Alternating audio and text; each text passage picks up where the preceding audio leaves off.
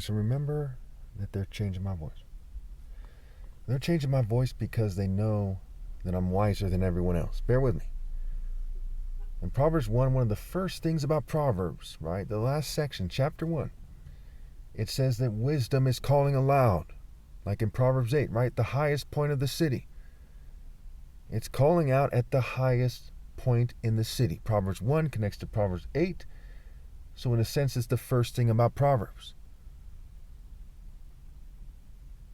And in a very serious and direct sense. And we also know that wisdom is proven right by its deeds. Wisdom is proven right by her deeds. Though wisdom is being described as a woman, wisdom is an idea. God is a masculine idea. Wisdom is something that's going to be found by a man on the highest level of humanity of all time. And that is right now, and it's me. It's one of the reasons I don't like the Bible, but they're right about the first thing about understanding the Bible and life includes that wisdom calls out.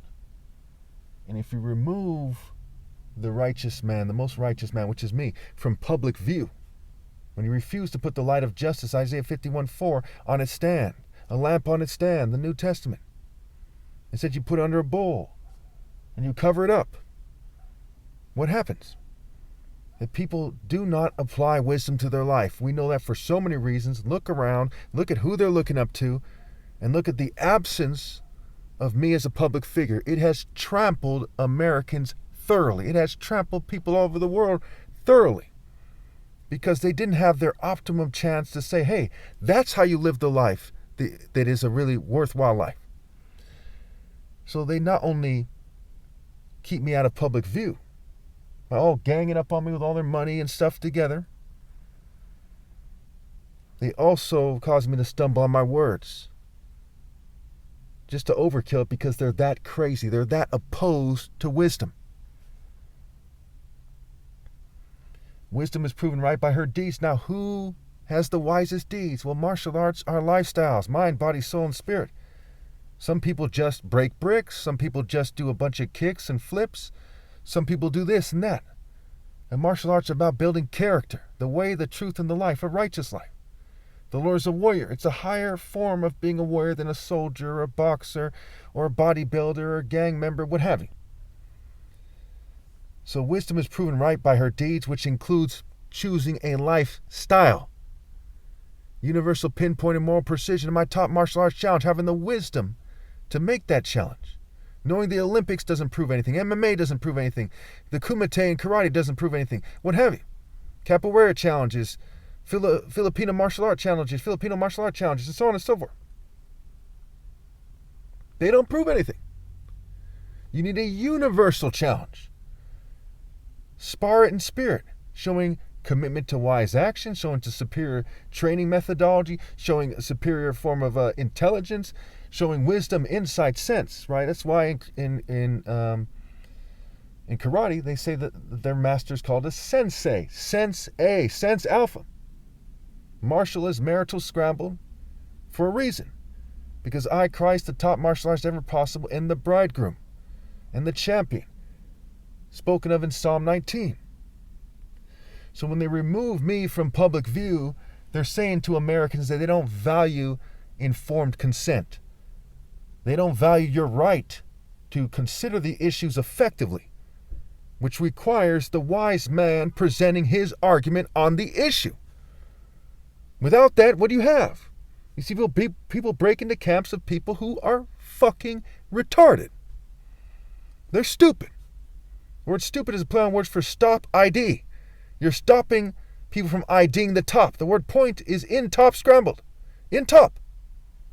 There's no point in having a democracy if you're missing the top point of wisdom, where it comes through. Those who live a lifestyle that is contradictory toward mine, or to mine rather, are living a life of folly.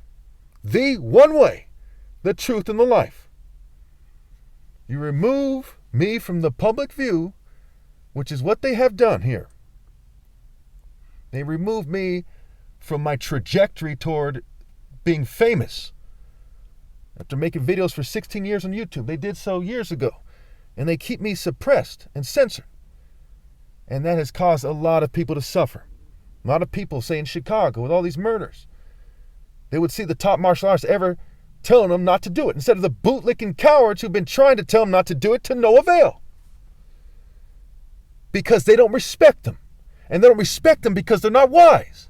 They're a mere politician, mere soldier, mere cop, mere gang member who stopped being a gang member, who's not living that wise of a life. A mere priest, a mere preacher, merely the Pope. They're mere this, that, and the other thing. They're not the top martial arts ever possible. The most respectable thing ever possible in the human, among humans. So there's God above me, then there's me, and then everything else. And so when you deprived them of that, you made it a lot easier for them to kill each other, commit suicide, to overdose on drugs, to rape women, to beat their wives. You may as well be shooting people instead of them. So really quickly, I've watched many videos on YouTube, and watching those videos instead of listening to me is how you waste your life. They do a lot of scripted stuff, a lot of shallow, basic stuff, basic, simple, stupid. They're mockers. They're morally deficient. They're sheeple. They're Muppets. And then they give you a tidbit here and there. Oh, did you know in 1941 this happened? Or did you know the homicide rate was this? And there's a little cute little fact, a Snapple fact. Why they're missing the deep and intense and fulfilling point of life, which can only be attained through obeying God through me. It says, and I believe in Romans, that there's an obedience that comes from faith. If you truly have faith, you obey. Luke 6:46, why do you call me Lord, Lord, and do not do what I say? Now, what am I telling you to do? It's part of how you know who I am, and it's not all there is to it, mind you, but it's part of it, by what I'm telling you to do and what I'm telling you not to do. And it's clear that I'm the only one telling people to do what is morally precise. Not what kind of seems moral, but what is clearly morally precise. So they keep telling me that they don't want people to look up to me. So why aren't you concerned with people starving to death all over the world? Why aren't you concerned with all the rapes and murders and child trafficking? Why is it so important to you to keep people from looking up to me? Why does that matter to you? And why don't those other things matter to you? Okay, so to a large degree, they like to scapegoat the Jews, right? To some degree, they're involved. To some degree, there's also whites who are very much white-like, and LGBT people as well. And there's other people. So they say that, that they believe that a Jew is somebody who doesn't want other people to look good because, we see a lot of these people on TV, for example, they say that they look weird, okay, and things like that, and they're not happy and so on and so forth. So what I would say, and I have said it before, is, well, why do they kind of get together to do science and all this stuff, math and all these things, and to talk and discuss things, but they can't come up with a better way to enjoy themselves and to cope with the situation than that? And why won't they discuss it with me and let's work together to figure out what is a better way to cope with it? Because people should see the Messiah here. And we've seen them persecute me for a long time now. They've been persecuting me for like 44 years. I'm 44 years old. And it hasn't helped them. In the last 44 years, the Jews haven't done anything impressive. Whites, LGBT, they're not doing anything. They may as well be citing Barney and pretending he's doing something. They're not doing anything. So why don't they discuss it? Why don't they put their heads together? Why don't we discuss it together? Thank you.